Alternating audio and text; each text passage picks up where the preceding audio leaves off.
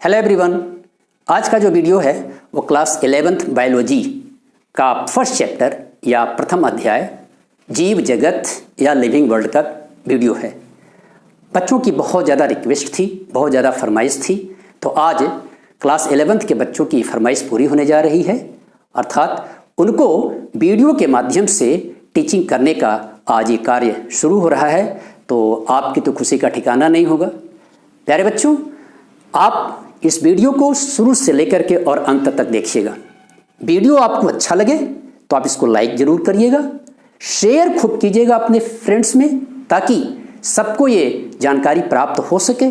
और साथ ही साथ यदि आप इस चैनल पर पहली बार हैं या इस चैनल को पहली बार देख रहे हैं तो आप इस चैनल को सब्सक्राइब कर लेंगे। बगल में जो बेल आइकन है उसको आप प्रेस कर देंगे। तो बिना देरी के आइए शुरू करते हैं। आज का जो वीडियो है वो है लिविंग वर्ल्ड या जीव जगत, क्लास 11th NCERT बायोलॉजी का ये पहला चैप्टर है, जीव जगत या लिविंग वर्ल्ड। ठीक है, तो जो बायोलॉजी है, बायोलॉजी शब्द जो है वो क्या है? बायो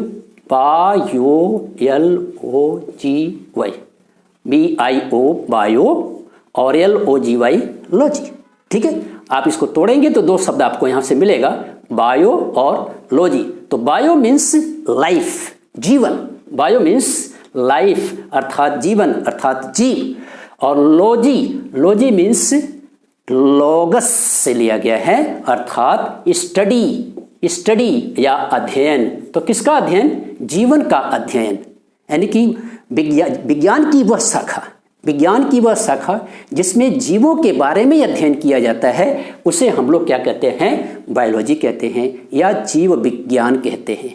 इसी नाते उसको जीवों का विज्ञान कहा जाता है, उसे लाइफ साइंस भी कहा जाता है, कहने का मतलब।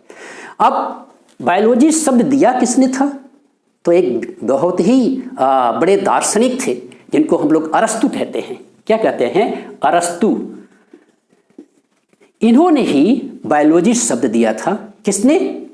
अरस्तु या एरिस्टोटल भी उनको कहते हैं। अरस्तु या एरिस्टोटल ने बायोलॉजी शब्द दिया था। इन्हें हम बायोलॉजी का क्या कहते हैं? पिता भी कहते हैं या फादर ऑफ बायोलॉजी भी कहते हैं। ठीक है, अब बायोलॉजी की दो ब्रांचेज हैं, दो शाखाएं हैं। कौन कौन सी? एक शाखा जूलॉजी है अर्थात जंतु विज्ञान है, और दूसरे जो ब्रांच है उसे हम लोग कहते हैं बॉटनी।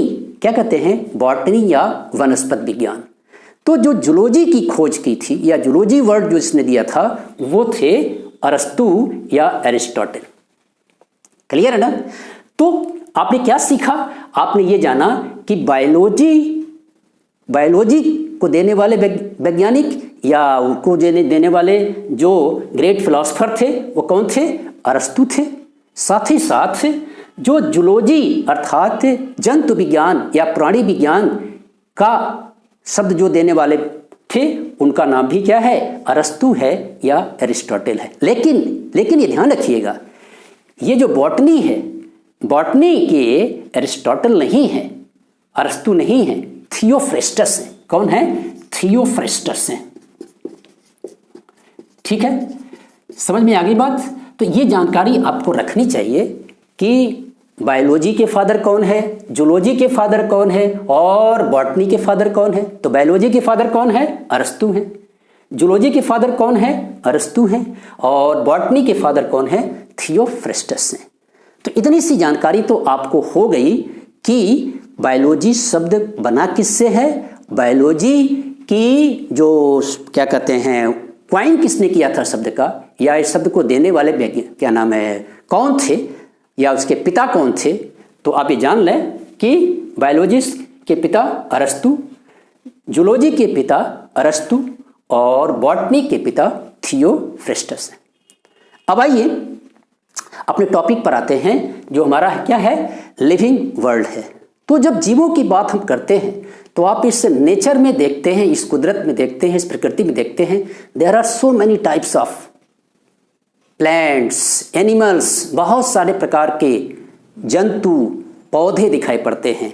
छोटे जंतु दिखाई पड़ते हैं, बड़े जंतु दिखाई पड़ते हैं, विशालकाय जंतु दिखाई पड़ते हैं, छोटे पौधे दिखाई पड़ते हैं, बड़े पौधे दिखाई पड़ते हैं, विशालकाय पौधे दिखाई पड़ते हैं, एक कोशिकीय जंतु होते हैं, ये कोशिकीय पौधे भी होते हैं। बहुत सारे प्रकार के पौधे, बहुत सारे प्रकार के जंतु आप अपने अगल बगल देखते हैं। आप जिस भी वातावरण में जाते हैं, कहीं भी जाते हैं, तो वहाँ विभिन्न प्रकार के पौधों की, जंतुओं की जातियाँ आपको दिखाई पड़ती है ना। जो भी पौधे या जंतु देखते हैं वो क्या है, वो एक जाति का प्रतीक है। एनसीईआरटी ने लिखा है कि वो जाति का क्या है, प्रतीक है, अर्थात वो एक जाति है। ठीक है, आप मैंगो की बात करते हैं, मैंजीफेरा इंडिका की बात करते हैं, तो क्या है, वो भी एक प्रकार की जाति है। आप मेढक की बात करते हैं, राना टिग्रीना की बात करते हैं। तो मेरे ख्याल से कहने का मतलब ये है कि जो भी आप अपने सराउंडिंग्स में जीवों को देखते हैं, तो बहुत सारे प्रकार के जो जीव आपको दिखाई पड़ते हैं, इसी को तो हम लोग कहते हैं डाइवर्सिटी, जैव विविधता। एनसीईआरटी के आंकड़े के अनुसार अब तक जो है 1.7 बिलियन से लेकर के 1.8 बिलियन प्रकार के जीवों का अध्ययन भी हो चुका है, खोज भी हो चुका है, उनका अध्ययन भी हो चुका है, उनका वर्णन भी हो चुका है।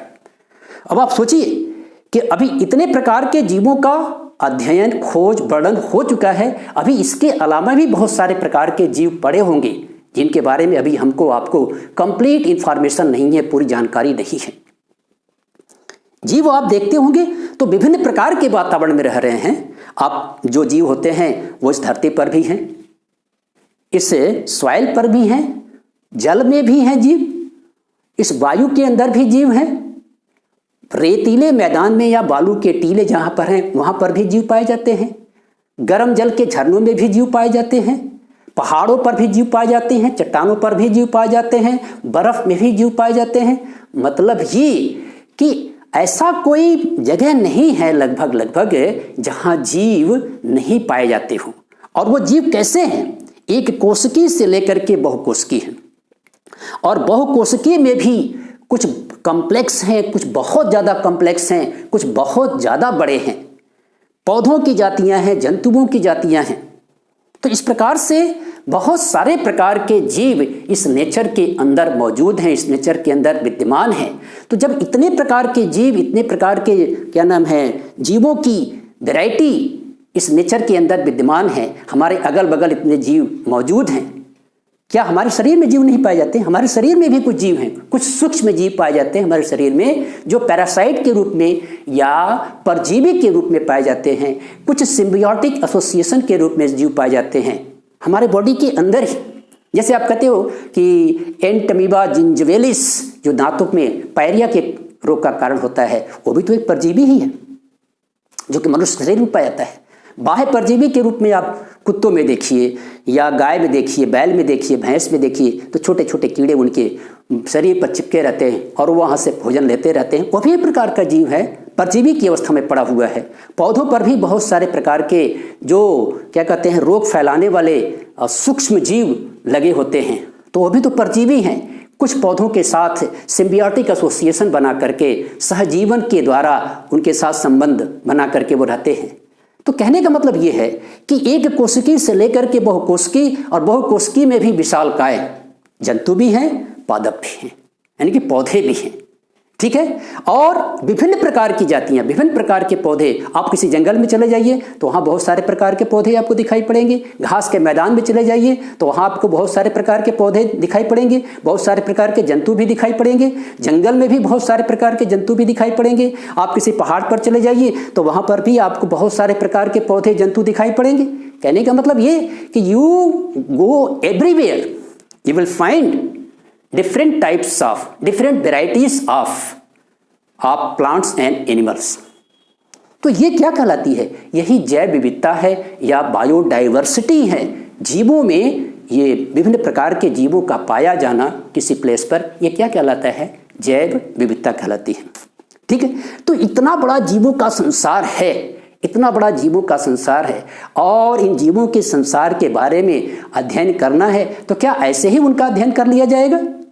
बस ऐसे ही गिनने उंगलियों पर गिन लेते हैं? अभी मैंने आपको बताया कि एनसीईआरटी का जो डेटा है 1.7 बिलियन से लेकर के 1.8 बिलियन, इतने प्रकार के जीव तो आपके खोजे जा चुके हैं, उनका अध्ययन किया जा चुका है। अब बाकी अभी कुछ बाकी भी हैं, उनके बारे में भी अभी जानकारी हासिल करनी है। और जो खोजे भी जा चुके हैं उनके बारे में भी अभी वेरियस एक्टिविटीज़, फिजियोलॉजिकल एक्टिविटीज़ के बारे में भी बहुत सारी जानकारियां अभी हासिल करनी है। तो कहने का मतलब ये कि इन सभी प्रकार के जीवों के बारे में जानकारी जब हमको आपको होगी तभी हम आप उनके बारे में बेनिफिशियल एस्पेक्ट्स और साथ ही साथ हार्मफुल इफेक्ट्स दोनों के बारे में हम तुलना करेंगे कि कौन हमारे लिए लाभप्रद है। तो जो हमारे लिए लाभप्रद होगा, लाभदायक होगा, हम उनको अपने हिसाब से ट्रीट करेंगे और जो हमारे लिए नुकसानदायक होगा उनसे हम अपने आप को बचाने के लिए प्रयास करेंगे और उसी के हिसाब से उनको सराउंडिंग में या उनके द्वारा हार्मफुल इफेक्ट से बचने के लिए हम उपाय करते रहेंगे। तो ये जानना बहुत ज़रूरी है कि नेचर में जो डाइवर्सिटी है, नेचर में जो विविधता है, उस विविधता को हमको आपको समझना बहुत ज़रूरी है। जब हम आप नेचर की विविधता को समझ जाएंगे, अरे सबसे बड़ी बात तो है ये है कि हमको अपने आप में भी समझना है, अपने आप के बारे में भी जानना है और अपने आप के बारे में जानने के लिए हमको क्या करना होगा, नेचर के जीवों के बारे में समझना होगा और तब जा कर के हमको कंप्लीट इंफॉर्मेशन हमारे आपके बारे में हो सकती है। ठीक है, तो जहाँ इतनी बड़ी डाइवर्सिटी है वहाँ पर हम जीवों का अध्ययन कैसे करते हैं? तो एनसीईआरटी ने जो लिविंग वर्ल्ड अर्थात पहला चैप्टर जो है वो जीव जगत का है, उसके लिए हमें आपको इन बिंदुओं में अध्ययन करना है। उस पहले चैप्टर का अध्ययन हम लोगों ने जो करना है वो किसके अंतर्गत करना है? इन बिंदुओं के अंतर्गत हमने अध्ययन करना है, अर्थात जीव जगत का परिचय, introduction of living world. Clear है ना? अर्थात जीव जगत का परिचय, जानकारी, उनके बारे में जो है सूचना, साथ ही साथ जीवों के लक्षण क्या हैं, कैरेक्टरिस्टिक्स ऑफ लाइफ, किस आधार पर आप कहेंगे कि ये जीव है, ये निर्जीव है। तो कुछ जीवों के लक्षण तो होंगे, जैसे आप शुरुआत में पढ़ते आ रहे हैं कि जीव वृद्धि करते हैं, जीवों में पोषण की क्रिया होती है, श्वसन की क्रिया होती है, उत्सर्जन की क्रिया होती है, प्रजनन की क्रिया होती है, अर्थात वो अपने समान नए जीव बनाते हैं। तो शुरू में आप 10th क्लास तक पढ़ते आ रहे हैं कि जीवों में ये लक्षण पाए जाते हैं। यहाँ हम डिटेल से पढ़ेंगे कि वास्तव में जीव कौन होते हैं, जीव किसको कहते हैं और किस आधार पर हमने उनको कहा कि ये जीव हैं, तो उनके क्या क्या कैरेक्टर्स हैं उनको भी हम यहाँ पढ़ने की कोशिश करेंगे। साथ ही साथ जीव जगत में विविधता यानी कि डाइवर्सिटी, उसमें क्या विविधता है, किस प्रकार से जीव एक दूसरे से भिन्न हैं, किस प्रकार से जीव एक दूसरे के कंपैरिजन में अपने आप को ग्रो कर पा रहे हैं कि नहीं ग्रो कर पा रहे हैं, कैसे एक दूसरे से compete कर रहे हैं, कैसे एक दूसरे से मुकाबला कर रहे हैं, कैसे दूसरे से प्रतियोगिता कर रहे हैं, उस प्रतियोगिता में वे विजयी हो पा रहे हैं कि नहीं हो पा रहे हैं, अर्थात वे खुद या तो नष्ट हो जाएंगे और या तो वो विजयी होंगे। तो जो विजयी होंगे वो सरवाइव करेगा और फिर फॉर ए लॉन्ग टाइम के लिए अपनी स्पीसीज की कंटिन्यूटी को मेंटेन करेगा, अपने साम्राज्य को बढ़ाने का प्रयास करेगा। तो कहने का मतलब ये कि ये क्या है, बायोडाइवर्सिटी या diversity in the living world. अब जब हमारे पास जीवों के बारे में डेटा आ चुका है, उनके बारे में जानकारी प्राप्त हो चुकी है, तो हम उसको कैसे जानेंगे कि मनुष्य किस जगत में, किस कुल में, किस संघ में है, इसके बारे में जानकारी कैसे मिलेगी? तो जब हम जीवों के बारे में जानकारी हासिल करेंगे तो क्या करेंगे, हम अपने बारे में जानकारी हासिल कर पाएंगे। उसके लिए जब जीव की खोज हो गई और उनको हमने जो है जान लिया कि ये इस प्रकार का जीव है, तो उस जीव का एक नामकरण होना चाहिए, क्योंकि बिना नाम के उस जीव का अस्तित्व कैसा। अब हमको उसको जानना है और दूसरों को बताना भी है। अब मान लीजिए जैसे गेहूं है, ठीक है, तो गेहूं को हम गेहूं कहते हैं, लेकिन आप पंजाब में चले जाएंगे तो आप उसको वहाँ कनक कहते हैं, ठीक है, अंग्रेजी में इसको व्हीट कहते हैं। तो अलग अलग कंट्रीज़ में अलग अलग भाषाओं में अगर इस गेहूं को नाम दिया जाएगा तो क्या सभी लोग गेहूं के बारे में जानकारी हासिल कर पाएंगे? नहीं हासिल कर पाएंगे। इसी प्रकार से आम के बारे में, तो हमारे यहाँ आम कहा जाता है, गुजरात में आप चले जाइए तो वहाँ उसको केरी कहा जाता है, और वैसे इंग्लिश में आम को मैंगो कहा जाता है। तो इसका मतलब ये कि कोई ऐसा एक यूनिवर्सल नेम होना चाहिए जो पूरे विश्व के लिए एक हो, ताकि सब लोग उसके बारे में जानकारी हासिल कर सकें। तो इसका मतलब ये हुआ कि जीव का कोई एक नामकरण पद्धति होनी चाहिए, जीव का नाम रखा जाना चाहिए, और ऐसा नाम रखा जाना चाहिए जो सारे संसार के लिए क्या हो, एक ही हो। ठीक है, तो जीव का आइडेंटिफिकेशन कैसे होगा, जीव जात का परिचय कैसे होगा, कैसे जानेंगे कि ये इस प्रकार का जीव है या इस जीव के अंदर ये गुण है, अर्थात उसका नामकरण होगा तभी तो। ठीक है, उसका नामकरण होगा, उसको एक निश्चित नाम दिया जाएगा। ठीक इसी प्रकार से इस नाम पद्धति के बाद अर्थात नामकरण करना क्या कहलाता है, नाम पद्धति कहलाता है। अर्थात वहां सिद्धांतों के आधार पर नामकरण किया जाता है, जिसको नाम पद्धति कहते हैं। और उसी में एक नाम आपका आता है द्विनाम पद्धति। कार्ल वॉन लिनियस ने जो दिया था द्विनाम पद्धति, क्या नाम दिया था उन्होंने, द्विनाम। द्वि मीन्स दो और नाम पद्धति यानी प्रणाली, अर्थात ऐसी प्रणाली जिसमें किसी भी जीव को दो नाम से वर्णन किया जाए। अर्थात एक जीव अगर है जिसका आपने आइडेंटिफिकेशन किया, आपने खोज किया और उसके बारे में आपने अध्ययन कर लिया है, तो उसके लिए नामकरण किया जाएगा। कैसा नामकरण किया जाएगा, उसको दो नाम दिया जाएगा। अर्थात एक नाम उसका वंश का होगा, दूसरा नाम उसकी क्या होगी, जाति का होगा। पहला नाम उसका क्या होगा, वंश का होगा, और दूसरा नाम उसकी जाति का होगा। तो कहने का मतलब ये कि नाम पद्धति और उसके बाद द्विनाम पद्धति। ठीक है, इसके बाद क्या है, वर्गीकरण। वर्गीकरण क्यों जरूरी है, वर्गीकरण इसीलिए जरूरी है, अभी थोड़ी देर पहले मैंने बताया कि मनुष्य की स्थिति कहाँ है इस जीव जगत में। तो ये जानने के लिए यह जरूरी है कि उसका क्या, पहले जीवों का, जितने भी जीवों का डेटा हमारे आपके पास है या जो भी जीव खोज किए जा चुके हैं, तो उनको हम समानताओं और असमानताओं के आधार पर क्या करते हैं, अलग अलग समूहों में व्यवस्थित करते हैं। क्या करते हैं, अलग अलग समूहों में व्यवस्थित करते हैं। तो इस प्रकार से समानताओं और असमानताओं के आधार पर अलग अलग समूहों में व्यवस्थित करना क्या कहलाता है, वर्गीकरण कहलाता है, क्लासिफिकेशन कहलाता है। तो जब आप वर्गीकरण करते हैं तो जो उसके डिफरेंट स्टेप्स बनते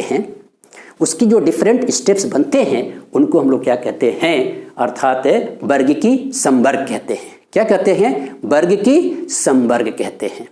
ठीक है, अब वर्गीकरण का अध्ययन जिस ब्रांच के अध्ययन अंतर्गत किया जाता है, जिस शाखा के अंतर्गत किया जाता है, उसको हम लोग कहते हैं टेक्सोनॉमी या वर्गीकी। अर्थात जहां पर वर्गीकरण का अध्ययन किया जाता है उसे हम लोग क्या कहते हैं, वर्गीकी कहते हैं या टेक्सोनॉमी कहते हैं। क्लियर है, एकदम से स्पष्ट है, कोई डाउट आपको? ठीक है, अब उसके बाद वर्गीकी संवर्ग जो है, अर्थात टेक्सोनॉमिक कैटेगरीज कौन कौन से हैं। तो जब जीव का वर्गीकरण हो गया, तो वर्गीकरण की जो सबसे सिंपलेस्ट यूनिट है, सबसे छोटी इकाई है, जीव जगत का जब वर्गीकरण किया गया और उस वर्गीकरण में जो सबसे छोटी यूनिट आती है उसे हम लोग कहते हैं जाति।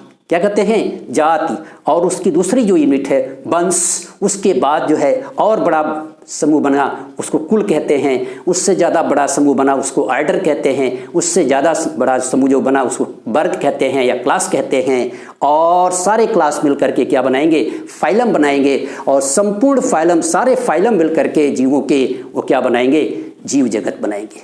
क्या बनाएंगे, जीव जगत। I mean to say that the life या living system, living world are categorised into different groups on the basis of similarities and dissimilarities।